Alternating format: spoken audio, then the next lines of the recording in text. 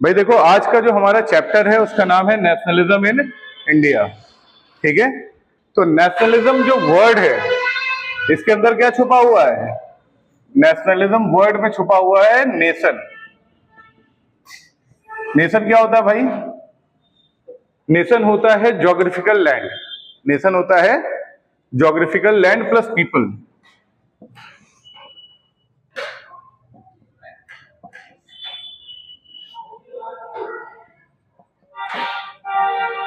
वो लैंड जहां पे लोग रहते हैं और कोई एक भूभाग है, तो उसके लिए नेशन होने के लिए बहुत जरूरी है कि उसके पास कम से कम एक एरिया हो और उस एरिया में लोग रहते हो, तब वो क्या हो जाएगा? नेशन। और उस नेशन का जो सिस्टम होता है, ठीक है, तो उसको पॉलिटिकल सिस्टम कहते हैं। आप लोग पॉलिटिक्स पढ़ते हो ना, तो उसमें यही पढ़ते होगे राज्यसभा क्या है, लोकसभा क्या है, बाकी चीजें। तो नेशन के अंतर्गत ही आता है वो। ठीक है, उसका जो सिस्टम होगा वो पॉलिटिकल सिस्टम होगा। तो बेसिकली हम बात कर रहे हैं नेशनलिज्म का। तो नेशनलिज्म एक भावना है। नेशनलिज्म एक भावना है जो हम अपने देश के प्रति रखते हैं। ठीक है, तो यहां भावना में एक स्पेसिफिक भावना है, पेट्रियोटिक। ठीक है, पेट्रियोटिक मीन्स क्या होता है? देशभक्ति। ठीक है, तो जो भी देशभक्ति आप अपने देश के प्रति, अपने लोगों के मतलब कल्चर के और बाकी चीजों से रिलेट कर सकते हो, ठीक है, तो उसको कहेंगे पेट्रियोटिक फीलिंग अपने देश के लिए। ठीक, उसमें क्या होता है कि फॉरेन डोमिनेशन की कोई जगह होगी उसमें, कि मान लो तुम्हारे घर है, तुम उसके बहुत प्रेम करती हो, मीन्स मान लो उसके प्रति एक फीलिंग है, तो क्या तुम चाहोगे क्या कि पड़ोसी या कोई दूसरा आए और तुम्हारे घर को चलाए? ठीक है, तो नेशनलिज्म का एक भावना ये होगा कि भाई सबसे पहले जो फीलिंग होगी, नेशनलिज्म जो वर्ड है ना, इसका जो पहला मतलब है ये क्या है? Feeling of patriotism. और दूसरा क्या है? दूसरा होगा जो फॉरेन डोमिनेंस है ना, फॉरेन डोमिनेंस, उसको तुम क्या करोगे? एक्सेप्ट करोगे कि नहीं एक्सेप्ट करोगे? किसी भी फॉरेन डोमिनेंस को तुम रिजेक्ट करोगे। क्या करोगे? रिजेक्ट करोगे। तो देखो, अंग्रेज हमारे यहां तो आए थे बिजनेस के लिए। थोड़ा सा मैं बैकग्राउंड में जाऊंगा, क्योंकि आप लोगों में सिर्फ जो स्टार्ट किया है उन्होंने वो किया है वर्ल्ड वॉर से। बेसिकली वर्ल्ड वॉर भी नहीं, वर्ल्ड वॉर अपने 9th में पढ़ा होगा। ठीक, यहाँ पे जो कहानी शुरू होती है वो वर्ल्ड वॉर का क्या इफेक्ट होता है लोगों पे, और उसके बाद इन्होंने डायरेक्ट गांधी जी का परिचय दे दिया है। वर्ल्ड वॉर के इफेक्ट के बाद सीधा गांधी जी से इन्होंने शुरू किया, तो वैसे काम नहीं हो पाएगा। आपको हल्का फुल्का मैं थोड़ा समझाता हूं। ठीक, तो यहां क्या है? नेशनलिज्म मीन्स कि लोगों में एक भावना जिससे वो कह सके कि भाई ये हमारा कंप्लीटली, ये क्या है? ये हमारा देश है। ठीक है, तो ये फीलिंग जो होगी लोगों में वो होगा नेशनलिज्म। ठीक, अंग्रेजों ने हमारे ऊपर शासन किया, कब से किया था? ये 2 बैटल हुआ था। सबसे पहले हुआ था battle of Palasi,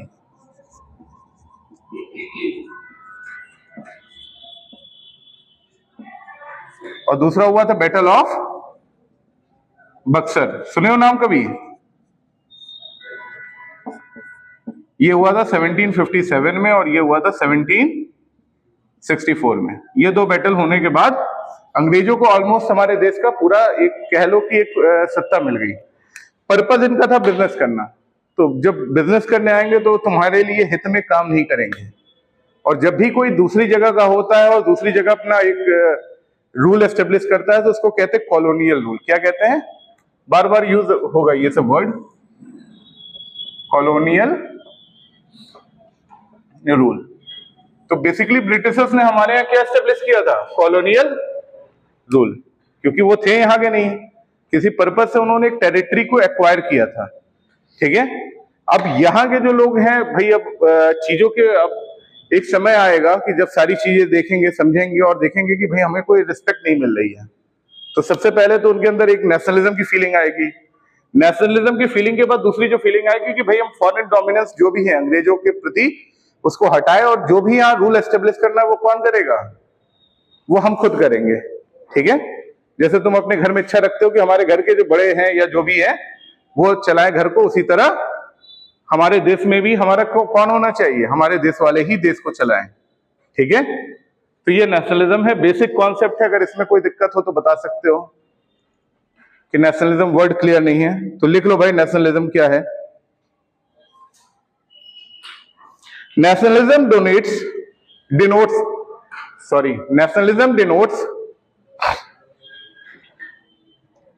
patriotism, nationalism denotes patriotism for one countries, जिस भी देश के हो, जो भी हो, अपने देश के प्रति अगर कोई एक भावना है पेट्रियोटिज्म, तो उसको क्या कहोगे? Nationalism. The feeling compelled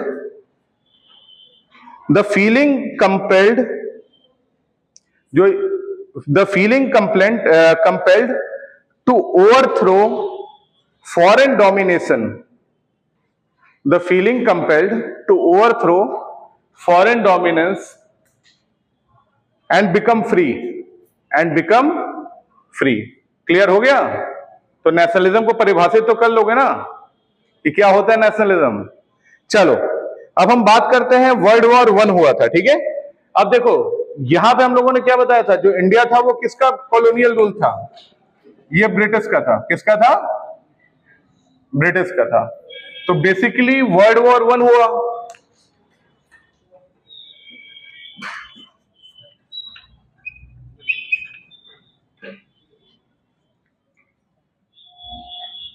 copy में मैं वही चीजें लिखवाऊंगा जो आपके एग्जाम के लिए इंपॉर्टेंट है, और समझाने में तो बहुत सारी चीजें सराउंडिंग में समझाऊंगा ताकि वो जो आपका लेक्चर है वो क्लियर हो जाए आपको, ठीक। देखो वर्ल्ड वॉर 1 आपके में है कि इंपैक्ट ऑफ वर्ल्ड वॉर 1, ठीक है। तो ये है वर्ल्ड वॉर 1। ये कब से कब तक हुआ था भैया? 28 जुलाई से हुआ था।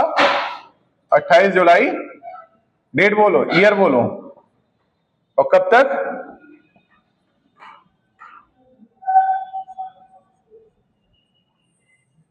ये समय था वर्ल्ड वॉर 1 का। तो इस वर्ल्ड वॉर 1 में क्या इंडिया डायरेक्ट पार्टिसिपेट कर रहा था क्या?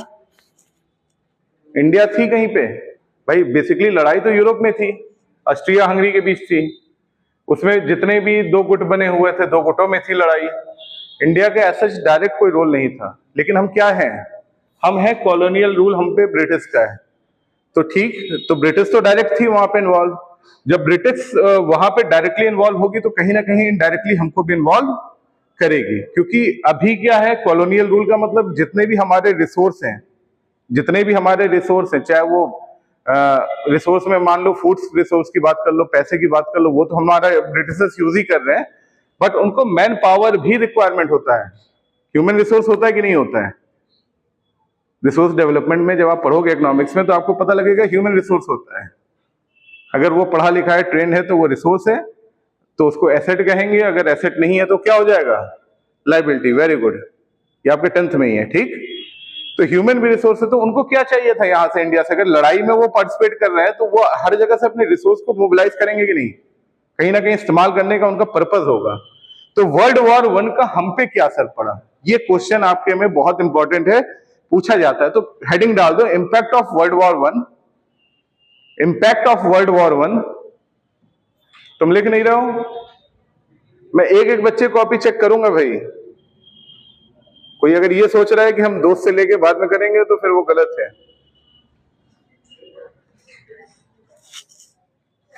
Impact of world war 1 on India. अब आप लोग को पता लग गया हम कैसे हैं, डायरेक्टली नहीं इनडायरेक्टली इन्वॉल्व है। मींस कि हम एज ए रिसोर्स इस्तेमाल हो रहे हैं, ठीक है। जब हम एज ए रिसोर्स ही इस्तेमाल होंगे तो हमारे फूड्स भी जाएंगे, हमारी तरफ से आदमी लड़ने के लिए भी वहां जाएंगे कि नहीं जाएंगे? जब सारी चीजें हमारी जाएंगी तो क्या इससे इकोनॉमिकल इंपैक्ट होगा कि नहीं होगा? भाई तुम क्या है कि तुमने एक जगह को कब्जा कर रखा है, अब तुम्हारी कहीं लड़ाई हो गई, तो उस जगह से अगर तुम रिसोर्स को लेके और लड़ाई कर रहे हो तो ये बताओ क्या वहां से कुछ तुम्हारे इकोनॉमिकल वहां चीजें देखने को मिलेंगी कि नहीं? तो सेम क्या हुआ, वर्ल्ड वॉर 1 में ब्रिटेन का था लेकिन वो हमें यूज कर रहे थे, तो हमारे यहां उसका इंपैक्ट देखने को मिला, बेसिकली इकोनॉमिकल इंपैक्ट। बेसिकली क्या देखने को मिला? Economical impact. इकोनॉमिकल इंपैक्ट कैसे? क्योंकि भाई उनको पैसे चाहिए थे। लड़ाई कोई भी होती है तो आर्मी को मेंटेन करना, आर्मी को बढ़ाना, बाकी चीजों में एक्सपेंडिचर बढ़ता है। जब एक्सपेंडिचर बढ़ेगा तो क्या होगा? उनको क्या लेना पड़ेगा? पैसे देंगे तभी तो आर्मी को बिना सैलरी के कभी कुछ होता है क्या? हथियार खरीदे जाते हैं क्या बिना पैसे के?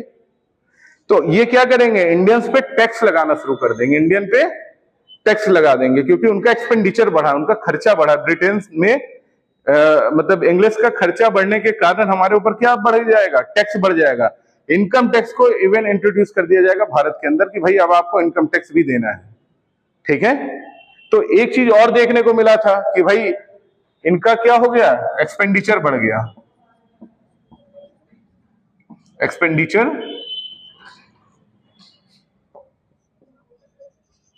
एक्सपेंडिचर राइज होता है। एक्सपेंडिचर राइज होने से क्या हो जाएगा, टैक्सेस इंपोज कर दिया जाएगा, टैक्सेस इंपोज्ड ऑन इंडियंस। जो भी भारत में लोग हैं उन पे क्या हो जाएगा, टैक्सेस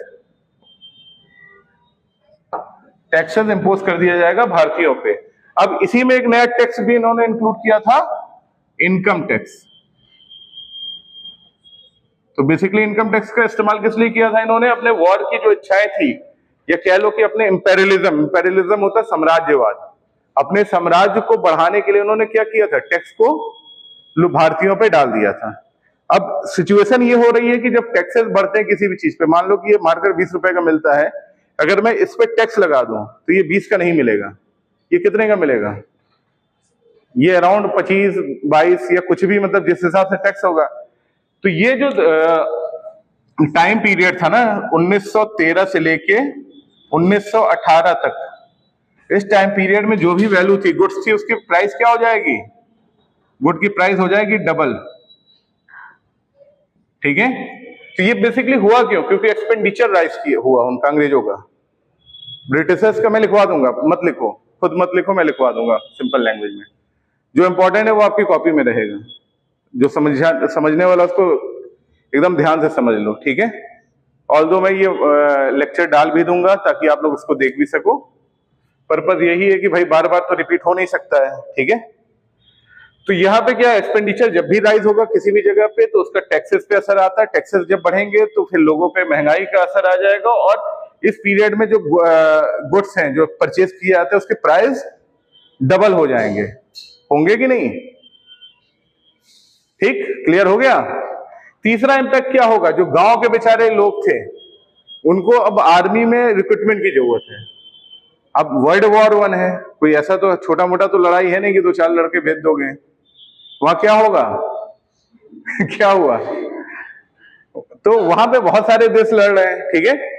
तो जितने भी, मतलब अगर कह लो कि तुम्हारी आर्मी जितनी बड़ी होगी उतनी अच्छे से लड़ाई कर पाओगे। तो इनको बेसिकली आर्मी में रिक्रूटमेंट की जरूरत थी, और इंडिया उनका कॉलोनियल रूल था, इंडिया उनका कॉलोनियल रूल था, तो इनको इंडिया से भी क्या चाहिए था, लोग चाहिए थे।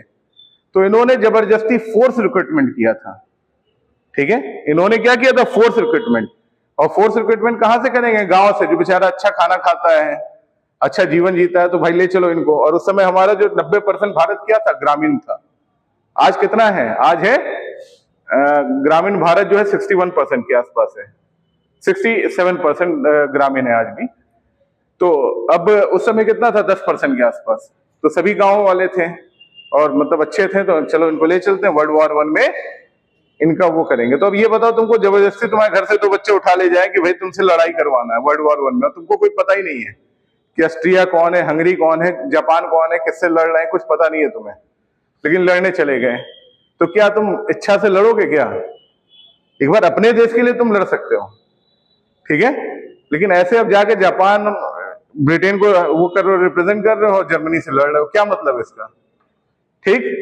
तो वो भी कहीं ना कहीं लोगों में डिससेटिस्फेक्शन क्रिएट करता है। दूसरा क्या आता है, अगर हम इसी पीरियड की बात करें तो यहां पे क्या हो जाता है, इंडिया में क्रॉप फेलियर हो जाता है। यहां पे इंडिया में देखने को मिलता है क्रॉप फेलियर। अब क्रॉप फेलियर क्या होगा भैया,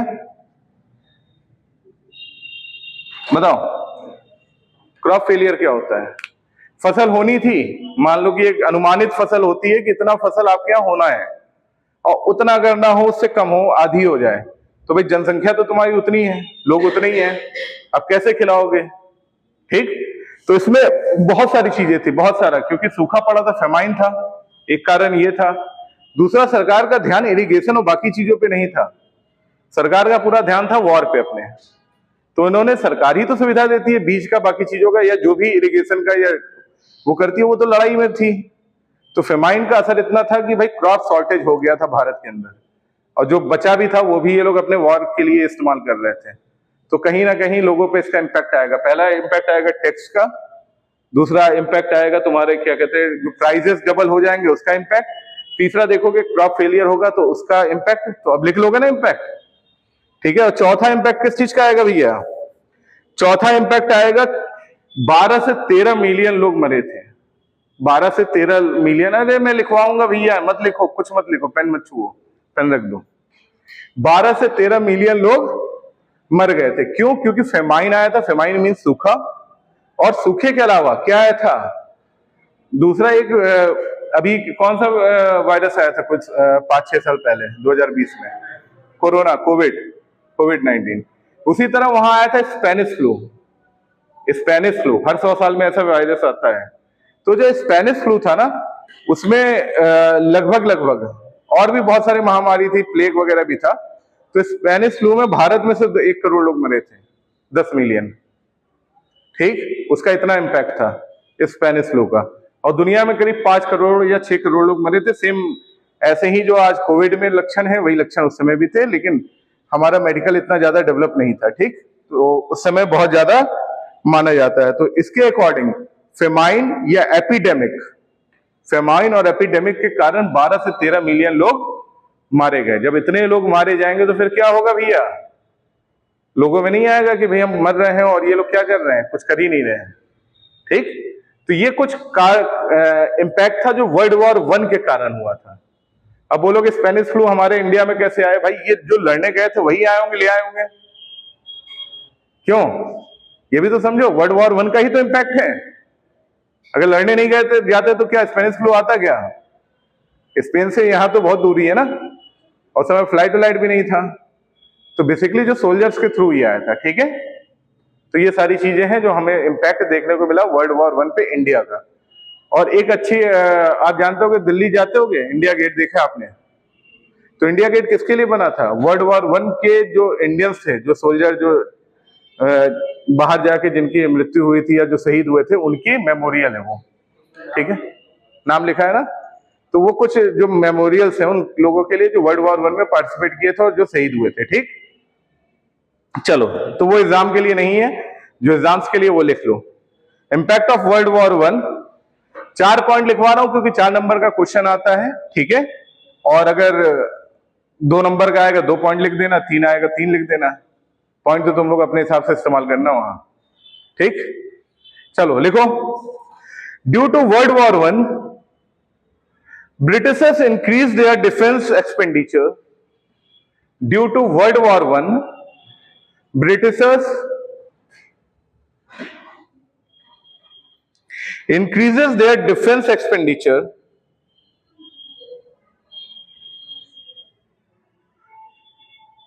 and taxes was raised in India, and taxes was raised in India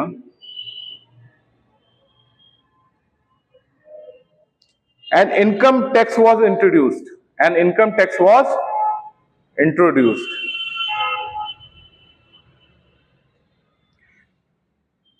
चलो, अगर कहीं एक आध वर्ड छूट जाएगा तो भैया देख लेना रिकॉर्डिंग में, ठीक। परेशान मत हो। आगे लिखो। प्राइजेस ऑफ आइटम, मैं 2 बार 3 बार बोल दे रहा हूं ताकि आप लोग कवर कर लो। Prices of item were increase, the prices of item were increase during the war years.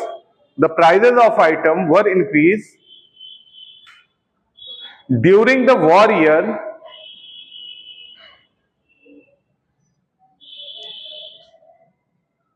it become double between 1913 to 1918. It become double between 1930 to 1918. 1913 से 1918 तक लगभग जो भी सामान थे उसके प्राइसेस क्या हो जाएंगे? डबल हो जाएंगे, ठीक। उसके बाद क्या होगा? The crop failure in many part of India the crop failure in many part of India, the crop failure in many part of India result into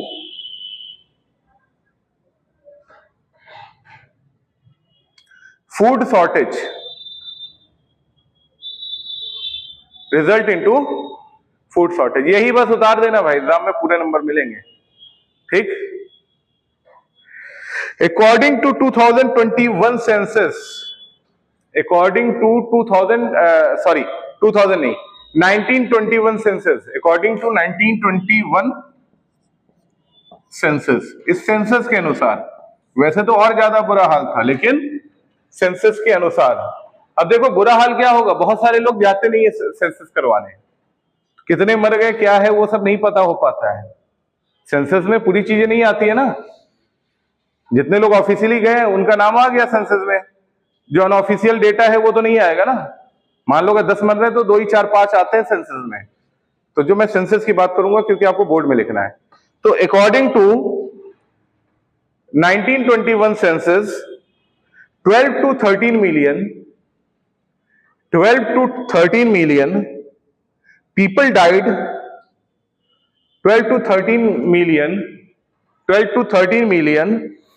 people died, 12 to 13 million people died due to epidemic and famine, due to epidemic and famine, famine और epidemic के कारण 12 से 13 million लोगों की death हुई थी, ठीक।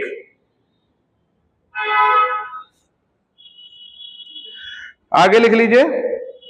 अब हम बात करेंगे गांधी जी की, किसकी बात करेंगे, गांधी जी की, ठीक है। तो गांधी जी, देखो गांधी जी का जो ज्यादा स्ट्रगल रहा है इससे पहले, क्योंकि 1915 में वो भारत आते हैं, ठीक। इससे पहले जो उनका स्ट्रगल था वो कहां पे था, साउथ अफ्रीका में, ठीक है।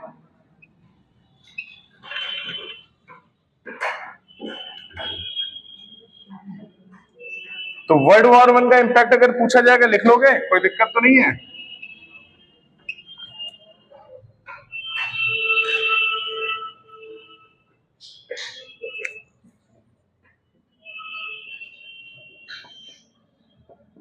गांधी जी का पूरा नाम, वेरी गुड, मोहनदास करमचंद गांधी, और ठीक है, और इनको प्यार से बापू भी कहा जाता है, तो फादर ऑफ नेशन, ठीक है। किसने कहा था फादर ऑफ नेशन इनको, सुभाष चंद्र बोस जी ने, ठीक है। इनको पहली बार संबोधित किया था फादर ऑफ नेशन से। तो देखो अभी तक का जो इनका स्ट्रगल था वो साउथ अफ्रीका में था, क्योंकि वहां पे भी डिस्क्रिमिनेशन था, व्हाइट एंड ब्लैक था, ठीक है। तो उस डिस्क्रिमिनेशन में बहुत सारे राइट्स उन्होंने साउथ अफ्रीका में दिलवाए थे लोगों को, ठीक है। तो जब साउथ अफ्रीका में इन्होंने ऐसे काम किए थे, तो क्या एक इंटरनेशनल इमेज बनेगी कि नहीं इनकी, जब भी ये भारत आएंगे तो एक इंटरनेशनल इमेज लेके आएंगे कि भाई ये साउथ अफ्रीका में ये स्ट्रगल कर चुके हैं, वहां लोगों को बहुत सारे राइट्स इन्होंने दिलाए हैं, तो ही come to India as a international image, ठीक है। और ये कब आते हैं भारत, ये आते हैं 9 जनवरी 1915 को भारत में आते हैं, ठीक है। तो ये भारत में आते हैं 9 जनवरी 1915 में।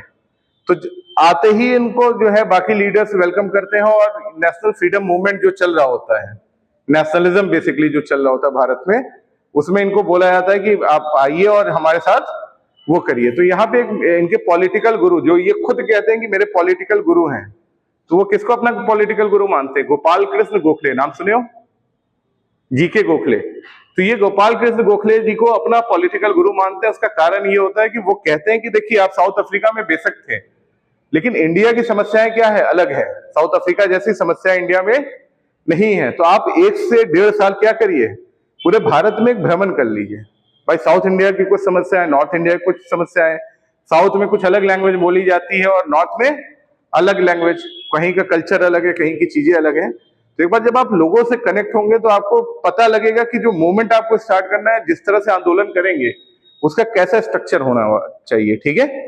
तो इसी कारण से वो गोपाल कृष्ण गोखले जी, क्योंकि एडवाइस उन्होंने किया था, तो उसको हम अपना पॉलिटिकल गुरु मानते हैं।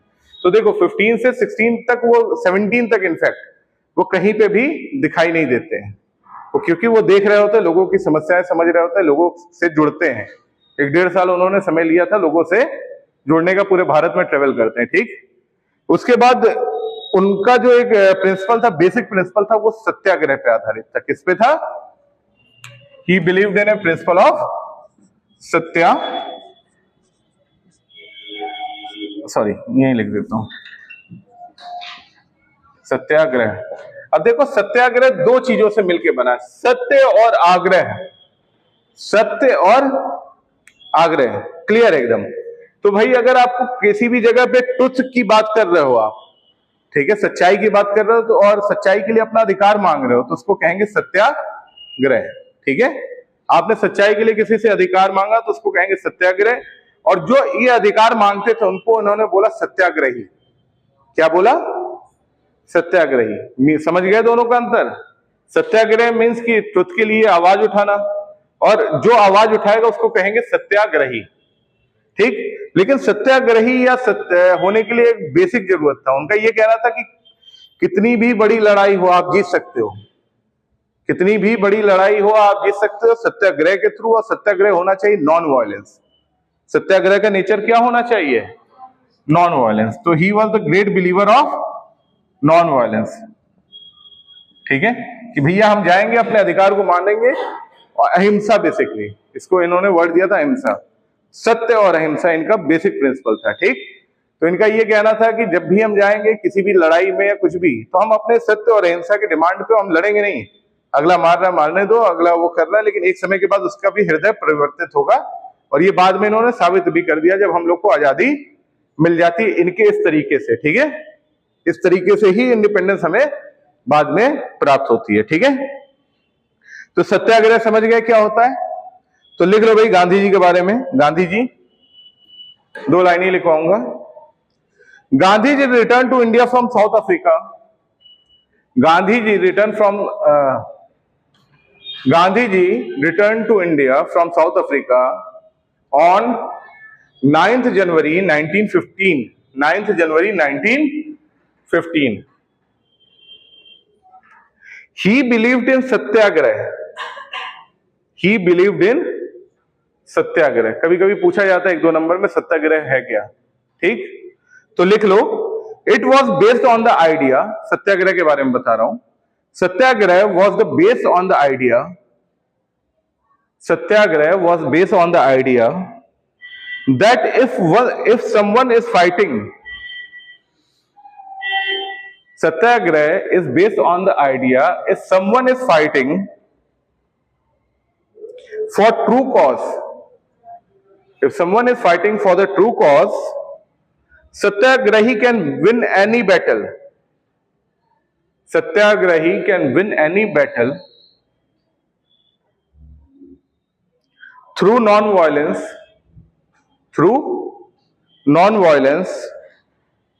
without being aggressive। ठीक है, without being aggressive, बिना उत्तेजक हुए, बिना लड़ाई किए, अहिंसा के आधार पे भी आप बड़ी से बड़ी लड़ाई जीत सकते हो। ये गांधी जी का मानना था, यही था इनका सत्याग्रह और अहिंसा। ठीक, चलो अब देखो यहां पे भारत में आते हैं तो भैया इनका सत्याग्रह कब से स्टार्ट होगा, ये थोड़ा सा इंपॉर्टेंट है। देख लेते हैं कब से इनका सत्याग्रह स्टार्ट होगा। देखो थोड़ा बुक में चीजें अलग दे रखी हैं, और अगर तुम क्योंकि भाई मैं और भी जगह चीजें देखता हूं, बहुत सीनियर बच्चों को भी पढ़ाता हूं, तो मुझे एक्चुअली डेट पता है, लेकिन जो बुक्स में आपकी दी हुई है वो कुछ गलत डेट है एनसीईआरटी में। ठीक है, आप अगर कभी देखोगे तो फिर चीजें आपको अलग मिलेंगी। तो मैं दोनों चीजें आपको दे देता हूं ताकि आप लोग उस पर क्लियर रहो। ठीक है, पहला जो इन्होंने मूवमेंट किया था वो किया था चंपारण में। पहला सत्याग्रह इन्होंने किया था, सत्याग्रह। सत्याग्रह समझ गए क्या है? किसी को दिक्कत हो बता दे भाई, नहीं तो मैं पूछूंगा अभी सत्याग्रह क्या है। सत्याग्रह लेड बाई गांधी जी। ठीक है, सत्याग्रह लेड बाई गांधी जी। पहला जो सत्याग्रह था वो था चंपारण। चंपारण सत्याग्रह। क्या डेट दिया बुक में?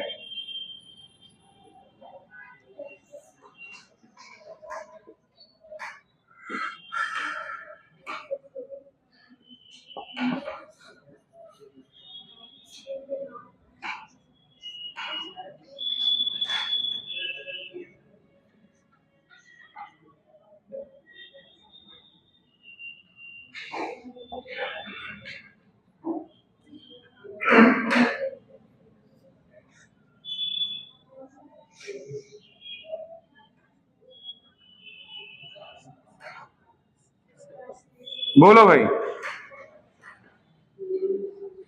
देखो आपके कुछ बुक में ये दिया हुआ है चंपारण सत्याग्रह 1916, ठीक, ये बुक में आपके, बट एक्चुअली क्या है ये, एक्चुअली है ये 1917, ठीक। फिर खेड़ा सत्याग्रह ये भी 1917 है, सॉरी 1918 है। फिर ये गुजरात वाला ये जो सत्याग्रह है ये कब है, अहमदाबाद, ये 1918 है। और यहां आपके बुक में कई जगह इसको दे दिया 1917, जो गलत है, ये गलत है और ये गलत है, ठीक। तो बुक का भी सम्मान करना है क्योंकि बोर्ड भी देना है, ठीक। एक्चुअल डेट ये है और बाकी जो एक्चुअल मैंने वहां लिख दिया है और जो बुक में है वो एक अलग बात है, ठीक। तो सबसे पहले हम बात कर लेते हैं भाई, देखो मैं बात कर रहा हूं मूवमेंट की, मैं बात कर रहा हूं आंदोलन जो गांधी जी ने लेड किया था, या सत्याग्रह जो गांधी जी ने लेड किया था। जो सबसे पहला सत्याग्रह लेड किया था उन्होंने, वो किया था चंपारण सत्याग्रह। क्या किया था? चंपारण सत्याग्रह, ठीक है। तो चंपारण सत्याग्रह में होता क्या है कि कट्ठा और बीघा जानते हो, जमीन का एक माप होता है, मेजरमेंट होता है, जिसको हम लोग कट्ठा और बीघा कहते हैं। गांव से जो होंगे वो लोग जानते होंगे। एक बीघा खेत में 20 कट्ठा होता है, ठीक। एक बीघा में कितना होगा? 20 कट्ठा। और मैं बात कर रहा हूं चंपारण कहां पे है भैया? बिहार में है। चंपारण कहां है? पूर्वी बिहार में, ईस्ट बिहार में, ठीक।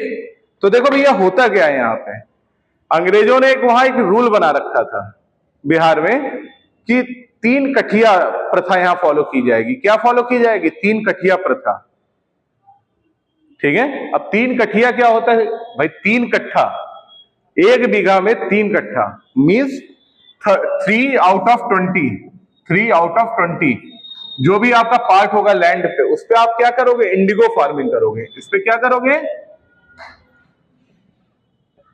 इंडिगो फार्मिंग करोगे। तो भाई देखो इंडिगो एक क्रैश क्रॉप है, इंडिगो क्रैश क्रॉप है। और वहां का जो बिहार का उधर का जो किसान है वो छोटा छोटा किसान है। अब वो अपने छोटे से खेत में, जिसमें कि वो अपने घर के लिए अनाज उपजा सकता है, उसमें 3/20 हिस्से में वो अगर इंडिगो फार्मिंग करेगा, इंडिगो मतलब नील की खेती करता था। नील बेसिकली उस समय कलर और बाकी चीजों के लिए इस्तेमाल किया जाता था, ठीक, प्रिंट के लिए यूज किया जाता था। तो उसकी अगर फार्मिंग करेगा तो उसका नुकसान नहीं हो जाएगा? वो तो बेचारा भूखा मर जाएगा। और ये ऐसा थोड़ी ना कि बहुत ये लोग अच्छे थे जो एक मिनिमम सपोर्ट प्राइस देंगे, बहुत अच्छी प्राइस दे देंगे आपको नील अगर आप कर रहे हो तो। प्राइस भी ये लोग मनमाना देते थे, बहुत मतलब दबा के देते थे, ठीक। तो इससे वहां का जो किसान था बहुत परेशान था, जो बिहार के चंपारण क्षेत्र का किसान था, क्योंकि उसको अपने 3/20 मतलब 3 कठिया प्रथा कहते थे इसको क्या कहते थे? 3 कठिया। आप नेट वगैरह पे देखोगे सब ये मिल जाएगा। इसको कहते थे 3 कठिया प्रथा। तो 3 कठिया प्रथा में 3/20 हिस्से में जमीन के आपका जो भी लैंड है उसमें आपको इंडिगो फार्मिंग करना कंपलसरी था, ठीक। तो अब किसान बेचारा इससे बहुत ज्यादा परेशान था, क्योंकि उसको बेसिकली क्या चाहिए था? फूड ग्रेन चाहिए था। वो इस तरह का कमर्शियल क्रॉपिंग नहीं करना चाहता था जो कि कंपलसरी या बाउंडेड था। तो गांधी जी को जब इसके बारे में पता लगता है, और एक वहां के पीजेंट मीन्स एक फार्मर होते हैं जिनका नाम होता है रामचंद्र शुक्ला, ठीक है, राजकुमार शुक्ला, उनका नाम रहता है राजकुमार शुक्ला। तो राजकुमार शुक्ला जी गांधी जी को इनवाइट करते हैं चंपारण में कि आइए और यहाँ पे हम लोग की समस्याओं को समझिए। क्योंकि उस समय आपको याद होगा गांधी जी क्या कर रहे थे, मैंने बताया ना कि 1 साल 1.5 साल घूम के पूरे देश की समस्याएं समझ रहे थे। तो उसी क्रम में राजकुमार शुक्ला जी भी क्या कहते हैं, बुलाते हैं, इन्वाइट करते हैं कि भाई देखिए यहाँ ये समस्या है। तो पहला जो सत्याग्रह गांधी जी ने लेड किया था वो किया था चंपारण सत्याग्रह की, जो कि बिहार में था, और जो कि एक कुप्रथा था वहां का कि मीन्स 3 कठिया प्रथा, जिसमें कि किसान को 3/20 हिस्से में क्या करना होता था? इंडिगो फार्मिंग करनी होती थी, जो कि उसके लिए पॉसिबल नहीं था क्योंकि भूखा मरता था बेचारा, ठीक। तो इसके लिए बहुत सारे नेशनल लीडर जैसे राजेंद्र प्रसाद, जेबी कृपलानी और ये सारे लोग मिल जाते हैं गांधी जी के साथ, और इनका पहला सत्याग्रह होता है जो कि सफल हो जाता है।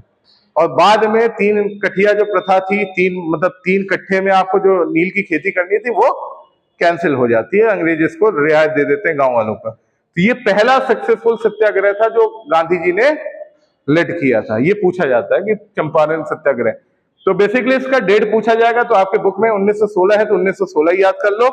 एक्चुअल इसका डेट क्या है, मैंने बताया था 10 अप्रैल 1917। इसका जो एक्चुअल डेट है वो है 10 अप्रैल 1917, जब गांधी जी ने इस मूवमेंट को लेड किया था। तो एकदम क्लियर डेट भी है 10 अप्रैल 1917। लेकिन जो बुक कह रहा है भाई वो भी देखना है, उसका भी सम्मान करना है, तो दोनों चीजें पता होनी चाहिए। ठीक, नहीं कहो कि सर ने लिखवा दिया था और नंबर कट गया मेरा। ठीक है, एक्चुअल डेट है 10 अप्रैल 1917। ठीक, अगर उसमें ऑप्शन देगा 10 अप्रैल 1917 तो एकदम आंख बंद करके मानना। हो सकता है कोई समझदार पेपर बनाने वाले ने बनाया हो। ठीक है, तो दोनों अपडेट होना कोई बुरा थोड़ी ना है। और मैं साफ साफ लिखवा दे रहा हूं ना, एज पर एनसीईआरटी। ठीक है, दोनों दिया हो तो भैया भगवान का नाम ले लेना। मैं क्या कहूं यार इसमें, ये तो ऐसे क्वेश्चन है जिसमें भगवान ही कुछ कर सकते हैं। ठीक, चलो लिखो, चंपारण समझ गए हो तो इसमें बहुत नहीं लिखवाना है, मुझे बस समझाना था बेसिकली था क्या। ठीक, इस पे 2 लाइन लिख लो, 2 line. Gandhi, it was led by Gandhi ji, it was led by Gandhi ji. Gandhi ji was called by peasant Rajkumar Shukla to investigate the grievances of the farmer, to investigate the grievances मतलब दुख, grievance का मतलब दुख, पीड़ा, to investigate the grievances of the farmer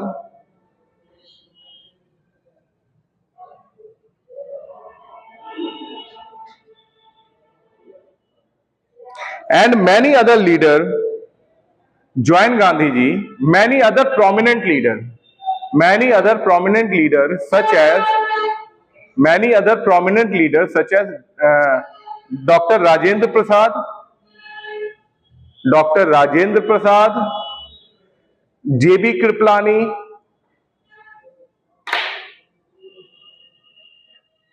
joined the Gandhi ji, etc. joined the Gandhi ji, और भी बहुत सारे थे, etc. joined the Gandhi ji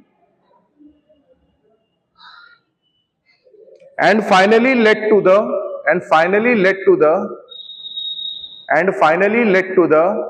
dismantling of तीन कठिया प्रथा, and finally led to the dismantling of तीन कठिया प्रथा। तीन कठिया प्रथा के लिए ये हुआ था और ये प्रथा खत्म कर दी गई अंग्रेजों के द्वारा। ठीक, तो तीन कठिया प्रथा समझ गए हो, क्या थी ये प्रथा कि 3/20, 3 कट्ठे में, मतलब 1 बीघे में 20 होता है कट्ठा, तो 3 कट्ठे में क्या होगा, नील की खेती करना कंपलसरी था। ठीक है, और एक छोटा किसान जिसके पास 1 ही बीघा खेत है वो अगर ऐसा करेगा तो उसके परिवार के पास खाने पीने के लिए कुछ बचेगा नहीं। ठीक, चलो, तो इसमें ये सक्सेसफुल रहा गांधी जी का पहला मूवमेंट। अब इसमें लिख लो date as per NCERT 1916 and actual date was 10th April 1917 and actual date was 10th April 1917। इसको बॉक्स में बंद कर देना। ठीक, चलो आगे लिख लो, Kheda peasant movement, Kheda peasant movement. अब देखो, खेड़ा आपके में दिया है किताब में 1917, जो कि बिल्कुल ही गलत है। खेड़ा आपकी बुक में या एनसीईआरटी में दिया 1917 1917, जो वहां मैंने लिखा है, बिल्कुल गलत है। इसलिए गलत है क्योंकि देखो ये अहमदाबाद मील हुआ था, कब हुआ था, अहमदाबाद मील हुआ था 1918 में। कब हुआ था, 1918 में। और अहमदाबाद मील जो हुआ था वो हुआ था 15 मार्च 1918 को। कब हुआ था, 15 मार्च 1918 को। और उसी के एक हफ्ते बाद ये खेड़ा वाला हुआ था, अहमदाबाद के बाद हुआ है खेड़ा वाला। तो सीक्वेंस क्या होना चाहिए, पहले अहमदाबाद लिखना चाहिए था, फिर खेड़ा लिखना चाहिए था। अहमदाबाद हुआ था 15 मार्च को, और खेड़ा कब हुआ है? खेड़ा हुआ 22 मार्च को, तो मतलब ये एक हफ्ते बाद हुआ है। ठीक है, तो पहले तो डेट आप लोग एक बॉक्स में लिख लो ताकि आप लोग को याद रहे। तो जो खेड़ा आंदोलन है, Kheda peasant movement, basically Kheda peasant movement लिखिए, खेड़ा पीजेंट, पीजेंट मतलब होता है फार्मर।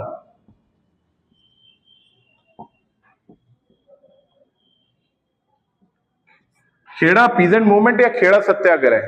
ठीक, ये कब हुआ है? 22 मार्च से लेके और 5 जून के बीच हुआ है। 22 मार्च से लेके 5 जून के बीच हुआ है, 1918। ठीक, ये एक्चुअल है, एक्चुअल लिख लो, 5 जून 1918 एक्चुअल है ये। ठीक, और as per NCERT 1917, as per NCERT 1917, दोनों आपको पता होना चाहिए। अगर करेक्शन हो गया होगा एनसीईआरटी में कोई बात नहीं तो आपको दोनों में लिखवा दे रहा हूं। ठीक, अब यहां पे आप लिख लो, the Kheda peasant movement was the satyagraha launch by Mahatma Gandhi, was the satyagraha launch by Mahatma Gandhi. Date आप जो भी होगा वो लिख देना। ठीक, अब होता क्या है, देखो वहां पे एक महामारी फैलती है गुजरात के अंदर, एक महामारी होती है जिसको कहते हैं प्लेग। ठीक, और उस समय की जब हम बात कर रहे हैं 1918 के आसपास की, तो मैंने एक बताया था कि फेमाइन आई थी। इससे पहले जब वर्ल्ड वॉर 1 का इंपैक्ट बता रहे थे तो मैंने एक फेमाइन का चर्चा किया था, सूखा। ठीक, तो गुजरात के कुछ पार्ट्स में सूखा पड़ गया था उस समय। ठीक, अब जब सूखा होगा तो क्या होगा, खेड़ा की बात कर रहा हूं मैं, जब भी सूखा होगा तो क्रॉप प्रोडक्शन उतना हो पाएगा कि नहीं हो पाएगा? नहीं होगा। अब जब क्रॉप प्रोडक्शन तुम्हारा नहीं होगा तो टैक्स क्या अंग्रेजों को लगान दे पाओगे? उतना टैक्स जितना उनका एक मतलब पता है कि इतना देना है, नहीं दे पाओगे। जब तुम उतना टैक्स नहीं दे पाओगे तो अंग्रेज तुम पे क्या करेंगे? दबाव बनाएंगे, तुम्हारी प्रॉपर्टी उन्होंने सीज कर दी।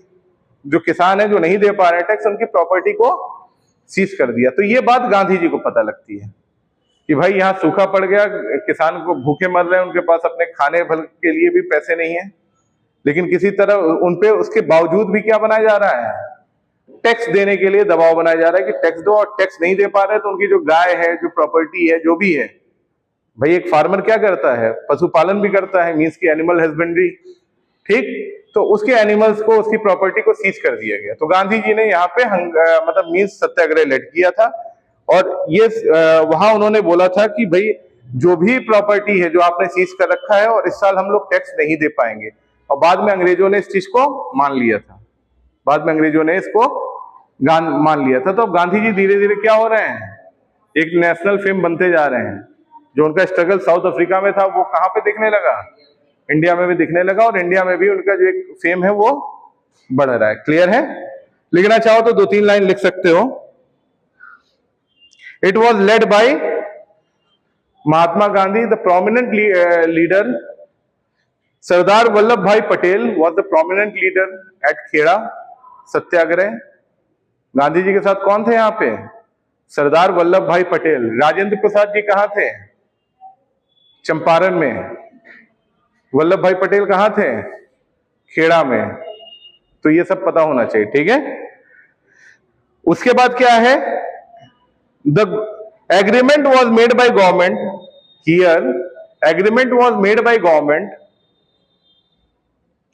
To waive off taxes, agreement was made by government to waive off taxes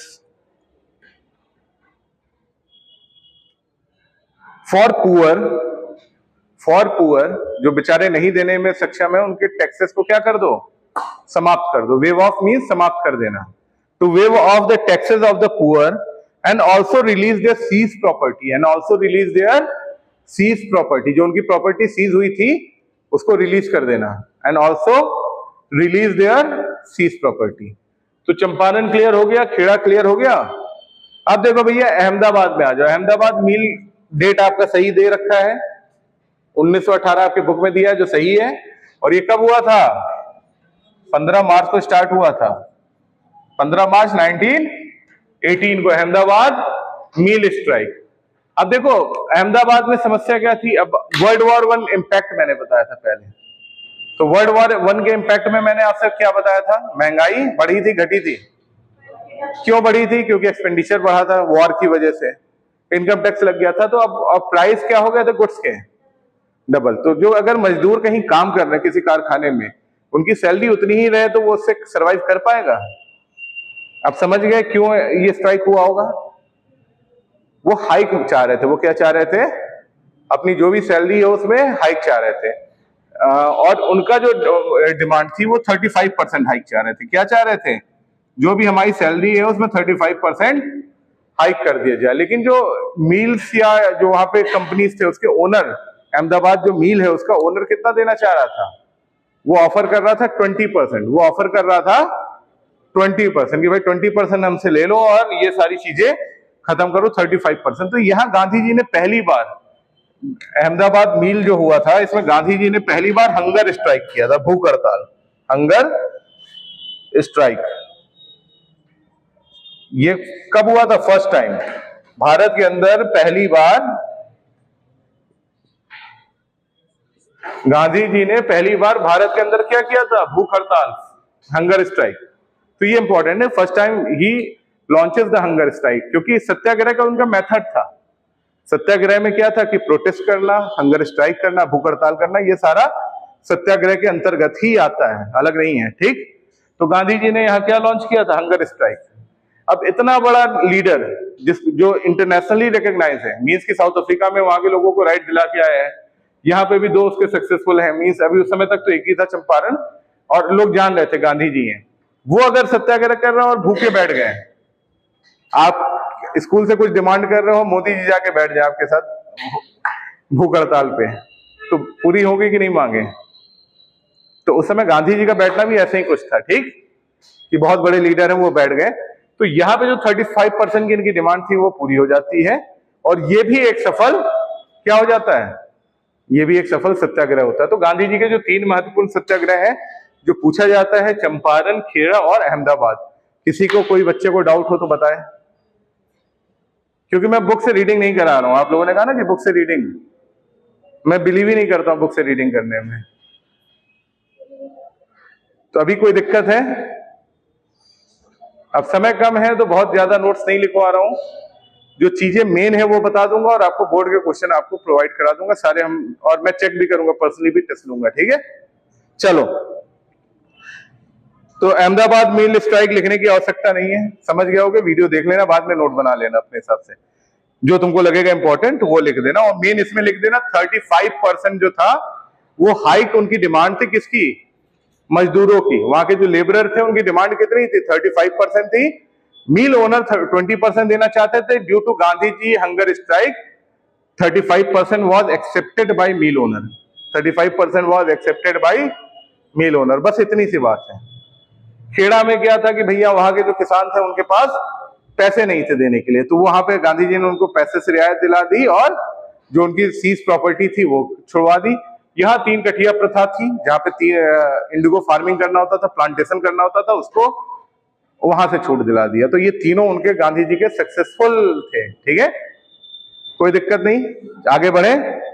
अब डालो रॉलेट एक्ट, अगला हेडिंग है आपका रॉलेट एक्ट। क्या हुआ बेटा,